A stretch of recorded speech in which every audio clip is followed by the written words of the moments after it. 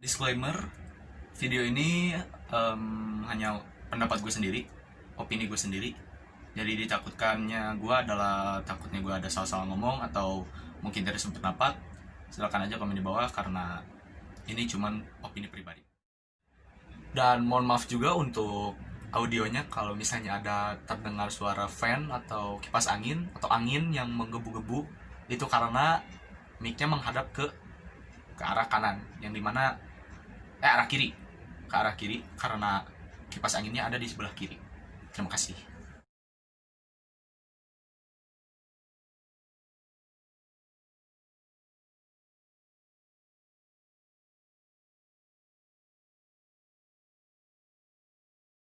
Yo, balik lagi nih di channel tolol kayak begini. Di channel ini ya. Mohon maaf bahasanya. Ya, jadi pada hari ini tujuan gue bikin video ini sebenarnya sih bukan apa ya, kayak ibaratnya concern gue terhadap pendidikan di Indonesia, lebih tepatnya kualitas pendidikan di Indonesia, yang dimana menurut gue bisa dikatakan mungkin bisa dikatakan apa ya, lebih baik daripada sampah gitu. Ya, jadi lebih baik daripada sampah pendidikan di Indonesia tuh. Nah, dan terus ya gue mah tidak menyalahkan lah, tidak menyalahkan pak menterinya, tidak menyalahkan guru-gurunya. Nggak tahu sih, mungkin wajib disalahkan juga mungkin. Gue juga nggak tahu juga kan. Mungkin gue wajib untuk menyalahkan gurunya dan juga muridnya, atau mungkin orang tuanya. Tidak tahu, gue juga tidak tahu bisa menyalahkan siapa. Jadi intinya adalah pendidikan Indonesia lebih baik daripada sampah, itu intinya. Jadi apa yang gue bahas hari ini nih, jadi di video ini gue mau membahas mengenai concern gue mengenai pendidikan di Indonesia. Jadi gimana ya memulainya ya, nggak enak juga sih, cuman gimana gitu. Ya udahlah, jadi kita bakalan apa ibaratnya ya, ngobrolin mungkin concern gue juga terhadap pendidikan yang ada di Indonesia ini. Karena kalau menurut gue ada sedikit melenceng dari tujuan sebenarnya sekolah itu sendiri, tujuan belajar itu sendiri dan sekolah itu sendiri. Jadi gue baru aja beberapa menit, mungkin 2 menit sebelum gue mulai recording, atau mungkin beberapa menit, pokoknya gue baru aja searching atau riset mengenai tujuan kita ke sekolah itu apa sih gitu, selain belajar gitu kan. Gue baru nemu beberapa, mungkin baru 3. Nah, jadi ini yang gue dapat dari apa itu namanya, dari internet. Apa sih tujuan kita bersekolah? Untuk pintar atau bla bla bla bla. Ya. Ini yang gue dapat dari websitenya, yaitu yang pertama, mendapatkan ilmu yang jarang ditemukan di tempat lain. Yang kalau menurut gue itu benar banget. Tapi bentar dulu, sebentar, sebelum melanjutkan lagi, gue mau ngasih tahu lagi bahwasanya ini pendapat pribadi dan gue juga dapat ini dari internet. Jadi ya mohon maaf kalau misalnya ada salah-salah kata ya, dan salah riset juga. Gue mohon maaf aja. Jadi gue melihat apa yang ada di ini aja jadinya ya. Nah, mendapatkan ilmu yang jarang ditemukan di tempat lain, ya kalau menurut gue sih ya emang benar gitu. Gue mengakui bahwasanya tidak selamanya pelajaran itu ada di keluarga. Gue mengerti hal itu, bahwasanya matematika ya kalau mau yang lebih ini ya mendingan ke sekolah kan, mending ke sekolah biar lebih luas lagi wawasannya, biar luas lagi pembahasannya, dan kalau misalnya ada yang susah bisa ditanyain ke guru, karena gurunya juga kalau bisa menjelaskan dengan baik gitu. Tapi ini di satu sisi lain mendapatkan ilmu yang jarang ditemukan di tempat lain juga berarti di Google gak bisa dong. Di Google kita gak bisa mempelajari sesuatu yang jarang ditemukan, bener gak? Ya gue kalau secara pribadi sih, kalau sekolah mah ya udah gitu, tempat gue untuk bermain dan berceria-ceria gitu, bukan untuk apa ya, bukan untuk menyiksa diri sendiri. Jadi mendapatkan, ini yang gue agak quote dari si katanya itu, yang dimana gue tidak pernah merasakan yang namanya mendapatkan ilmunya. Gue tidak pernah merasakan mendapatkan suatu ilmu kecuali ilmu kehidupan.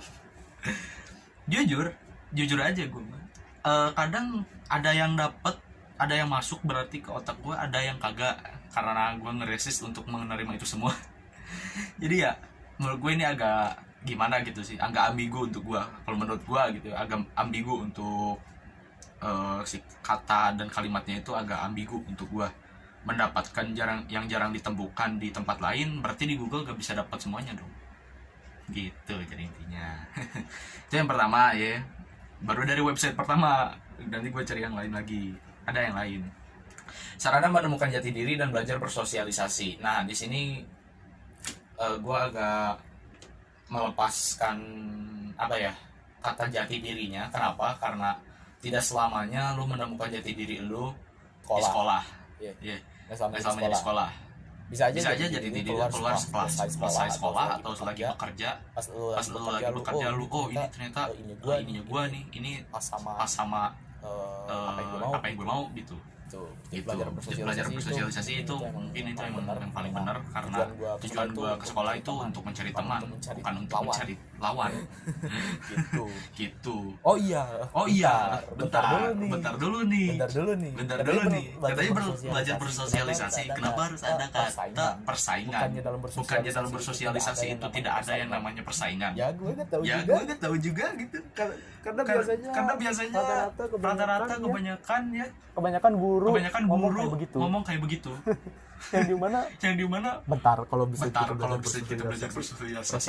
Perasaan gua selama 16 tahun mungkin mau ke 17 tahun kehidupan gua di dunia ini gak pernah ada yang namanya yang menyebutkan bahwasanya dalam bersosialisasi itu ada persaingan atau pertentangan. Pertentangan masih ada, tapi gue baru tahu loh selama hidup gue, selama 17 tahun hidup gue gitu. Gue baru tahu bahwasanya di dalam bersosialisasi itu ada yang namanya persaingan. Gue baru tahu, sumpah.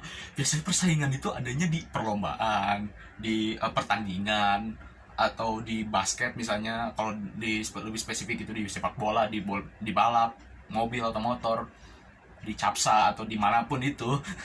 Setahu gue sih sosialisasi itu untuk mengenal satu sama lain dengan baik deh, atau berkomunikasi dengan baik, bukan untuk mencari persaingan yang ketat.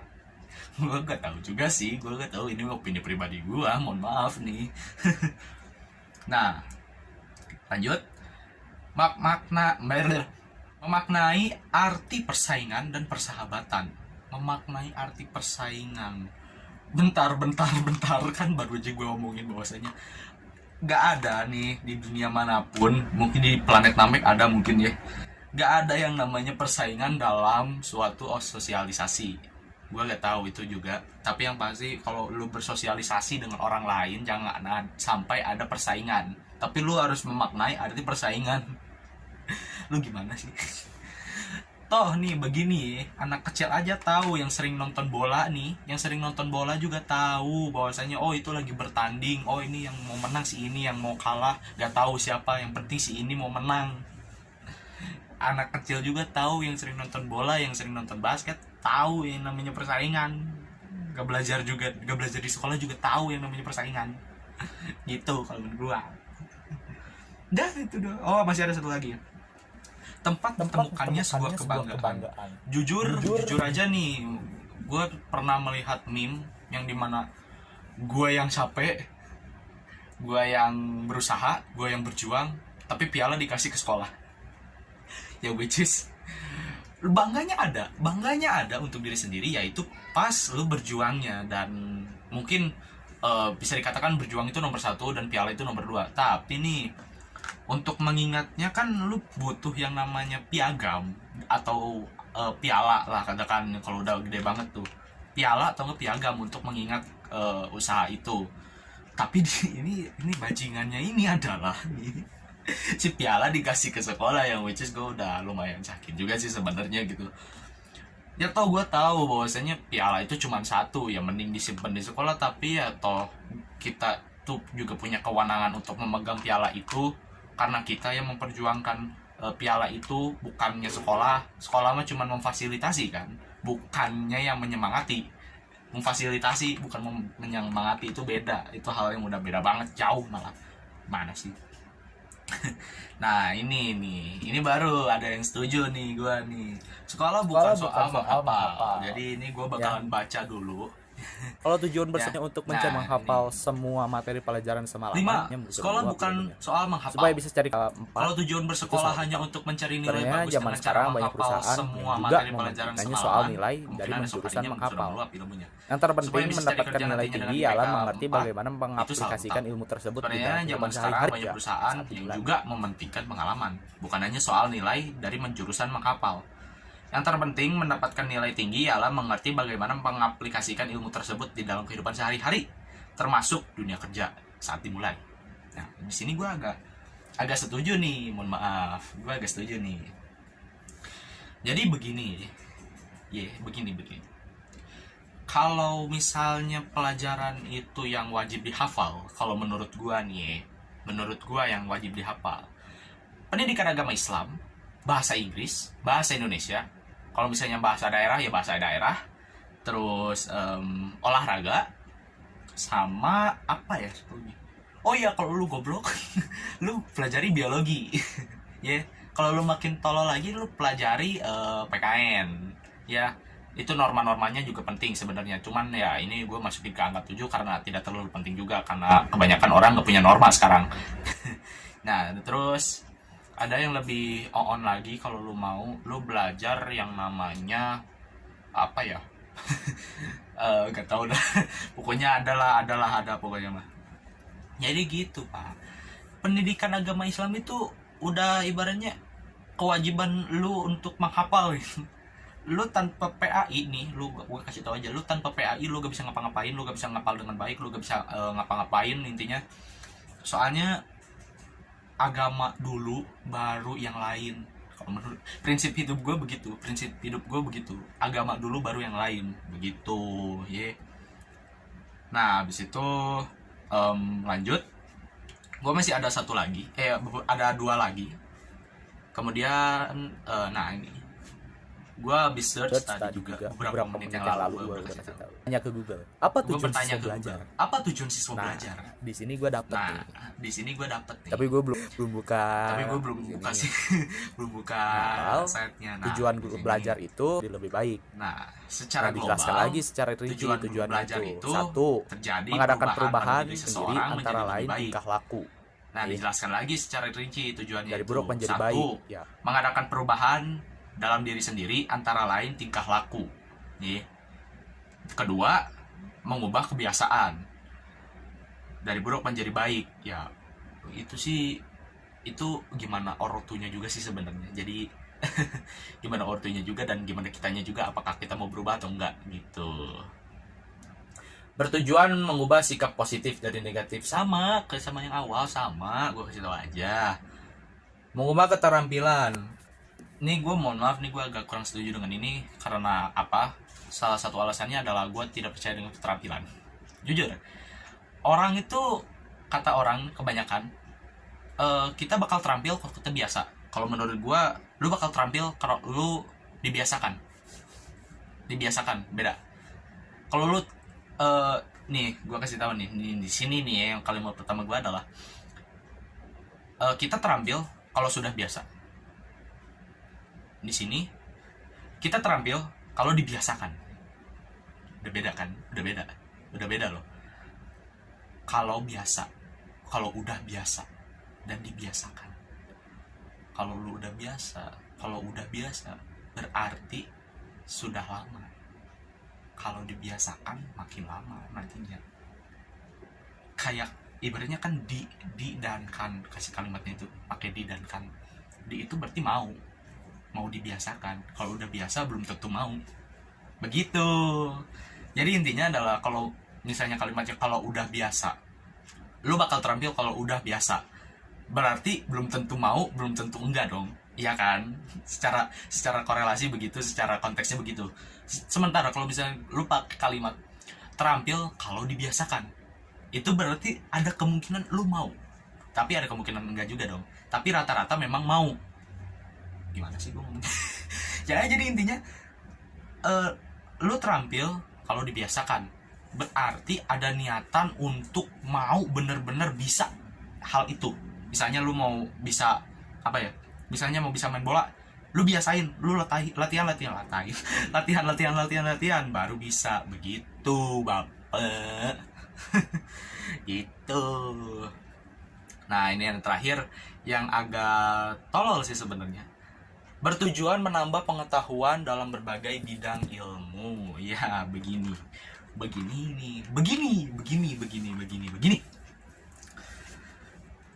kalau misalnya sudah bertemu dengan yang namanya penjurusan, sudah pasti dong harus menjurus ke satu pelajaran saja atau satu materi yang berhubungan dengan jurusan yang lu punya. Bukannya begitu? Secara logika dong. Secara logika. Tapi nih, kenapa bangsat-bangsat yang ada di Indonesia ini harus memberikan pelajaran, katakanlah yang dekat gua nih ya, 16, 5, 10, 16 ya. Dikasih 16 pelajaran yang dimana gurunya itu beda-beda, sementara yang harus bisa semuanya, yaitu setiap murid. Di manakah korelasinya itu?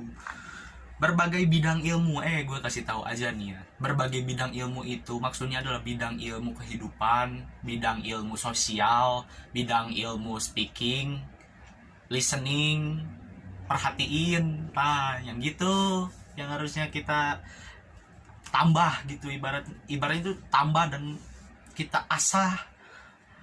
Masalahnya begini loh, yang dipentingkan sekarang itu kan moral. Karena saking stupidnya orang yang ada di Indonesia ini, yang harus diperlukan untuk orang-orang Indonesia saat ini adalah moral, bukan nilai lagi gitu loh. Sekarang begini nih, gue mau curhat nih ke kalian. Gue ini masih belajar, ya, masih SMA kelas 2. Nah, terus lalu tau lah anak SMA gimana, yang seharusnya banyak tugas itu dan sebagainya. Pertanyaan gue adalah, sekarang kan lagi pandemi nih, kita ini belajar online atau nugas online? Dua doang sih pertanyaan yang gue kasih sih, 2 pilihan gitu. Sekarang itu belajar online atau nugas online. Kenapa gue mau ngomong kayak begini? Karena yang gue rasakan adalah gue tidak merasakan adanya pembelajaran. Jujur, mungkin ada sedikit, tapi benar-benar beda feel-nya. Menurut gue ini lebih ke nugas online. Jadi mau lu di sekolah kek, mau lu di rumah kek, tugas tetap dapat. Tapi kalau menurut gue, tugas dari sekolah itu bukan apa-apa. Gue mohon maaf aja nih ya, gue sebenarnya udah niat mau ngerjain tugas, tapi karena gue udah benci banget jadi gue hilang niat itu. Jadi gue niat bikin video ini jadinya. Menurut gue nih, mungkin tugas suatu pelajaran itu tidaklah seberapa. Kenapa? Karena nih, gue kasih tau aja, tugas yang ada di kehidupan nyata lu, tugas yang ada di hadapan lu, yang sebenarnya adalah membantu orang tua atau enggak ngapain gitu, nyari duit gitu, atau enggak ngasih pesan yang bermanfaat gitu kan. Yang kayak gitu intinya mah. Bukan nih untuk remaja kayak gue nih. Remaja kayak gue harusnya menikmati masa muda dong, harusnya dong. Bukan hanya menikmati masa-masa SMA, tetapi menikmati masa muda dong. Iya kan? Harusnya. Tapi kenapa nih bangsa nih, para guru-guru anjing nih, kenapa lu malah memberikan tugas di mana yang harusnya esensinya itu belajar tatap muka atau memberikan penjelasan minimalnya 1 kalimat 2 kalimat, ya. Kenapa lu malah ngasih paragraf yang intinya itu adalah tugas? Itu aja pertanyaan gue mah. Kesel gue, sumpah lah. Tau lah. Ya jadi itu intinya ya. Ini gue bakal next aja. Nah, dan kemudian di sini adalah ini spesifiknya ya, tujuan masuk murid ke sekolah. Tujuan murid masuk ke sekolah itu membentuk pribadi yang mandiri, melatih diri untuk menerima perbedaan, menempa diri untuk tangguh menghadapi banyak tantangan, melatih bersosialisasi dengan berbagai kalangan. Bentuk menerima perbedaan itu mungkin harusnya dari kecil, ya, dari lu balita malah. Lu harus belajar itu sebenarnya, ya. Ini untuk orang tua sekalian aja gue ngasih pesan. Nih, untuk orang-orang tua yang masih muda, nih ya, gue kasih tahu aja lo kepada lu pada nih, bahwasannya lo itu apa ya, kasihlah anak kalian kalau yang udah punya anak itu pesan dan kesan yang baik untuk anak. Kayak misalnya apa? Kayak misalnya lo kalau misalnya di depan anak yang main handphone atau gimana, kayak yang simpel-simpel lah kayak gitu. Kalau depan anak yang main handphone, terus kalau bisa main sama anaknya gitu, biar tahu gitu bahwasanya oh ini gue punya kehidupan nyata selain lo gue main HP doang gitu, ya, gitu. Jadi Sebenarnya agak jauh, agak jauh, tapi yang penting adalah menerima perbedaan itu sendiri, bahwasanya itu keselamanya harus di sekolah juga gitu. Terus yang kedua ini ada nih pribadi yang mandiri. Sebenarnya sih itu gimana lu, karena gue mah orangnya kayak begini ya, kadang mandiri kadang enggak. Jadi ya sebenarnya gimana sifat lu, ada sih sifat dan sikap lu ada. Nurut kek, lu pada mau nurut kek, mau mandiri kek, mau manja kek, bodo amat. Itu gimana lu sih. Sekolah juga cuman mengajarkan, bukan merekomendasikan. Terus yang ketiga ada menempa diri untuk tangguh menghadapi banyak tantangan. Apakah salah satunya dengan tugas? Bentar dulu deh, begini deh. Kita ini untuk pelajar nih. Ini gue mau mempertanyakan hal ini dari dulu banget. Kita ini belajar untuk menghadapi kenyataan atau belajar untuk bekerja di pabrik? Coba lu pikir sekarang deh. Di pabrik yang namanya dikekang itu memang benar-benar dikekang banget, harus mengikuti prosedur yang ada. Sekarang pertanyaan gue, apa bedanya dengan lu belajar, apa bedanya dengan lu nugas di sekolah? Apa bedanya? Gue kasih tau aja. Gue nanya aja gitu.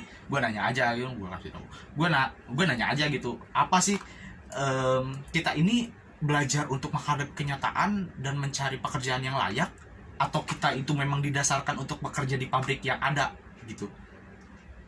Pertanyaan gue gitu doang gitu, simple banget dah, as simple as hell itu loh. Kalau misalnya nih kita mau mencapai cita-cita, kayak misalnya cita-cita gue mau jadi polisi, cita-cita gue mau menjadi programmer kayak gue misalnya, cita-cita gue itu mau menjadi kalau misalnya yang ini tuh pegawai bank. Tapi kalau misalnya anak-anak memang sudah punya cita-cita nih, guru yang menanyakan cita-cita itu, guru yang nanyakan cita-cita kalian apa, kalian mau menjadi apa, tapi sistemnya malah menjadi pekerja pabrik yang harus mengikuti standar, yang harus mengikuti apa yang dikatakan oleh ketua atau direktur atau CEO. Gimana coba? Bukannya sama aja dengan babu ya? Sama aja dengan babu gitu. Mohon maaf, gue merasa bahwasanya gue seperti babu. Jujur aja, di sekolah itu gue merasa memang seperti babu. Gak sama guru, gak sama teman-teman juga. Gue ngerasa kayak babu. Kasih tahu aja gue jujur aja. Gue ngerasa kayak babu. Gue harus ngerjain tugas yang dimana dikasih tenggat waktu, ya. Yang dimana tenggat waktu itu cuma sebentar. Terus dikasih tugasnya yang berat. Gue ngerasa ini gue kayak babu, sumpah. Gue jujur-jujuran aja nih. Jujur aja gue merasa kayak babu. Kalau lo merasakan yang sama, lo pasti punya pemikiran, anjing, ini gue ngapain gitu. Tujuan gue sekolah loh, tujuan gue itu belajar, bukan untuk menjadi babu. Gitu loh. Bahkan ya, gue kasih tahu aja nih. Bahkan seekor keledai pun paham bahwasanya ini gue lagi jadi babu, bukan bersenang-senang. Kayak gitu loh. Sekarang pertanyaan gue, di manakah letak kita bersenang-senang di sekolah? Kalau misalnya kita masih dikasih tugas yang berat, dikasih tenggat waktu, yang dimana harusnya tenggat waktu itu belajarnya itu mandiri, otodidak harusnya, bukan langsung diajarkan, gitu loh. Menurut gue lu ngasih tenggat waktu atau deadline, kalau lu gak tahu deadline, kalau lu kasih ke murid itu ibaratnya udah ngasih stres ke orang, udah ngasih stres ke muridnya sendiri.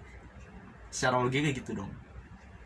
Karena kalau menurut gue, kalau misalnya lu ngasih deadline ke orang, ada dua tipe orang yang menerima.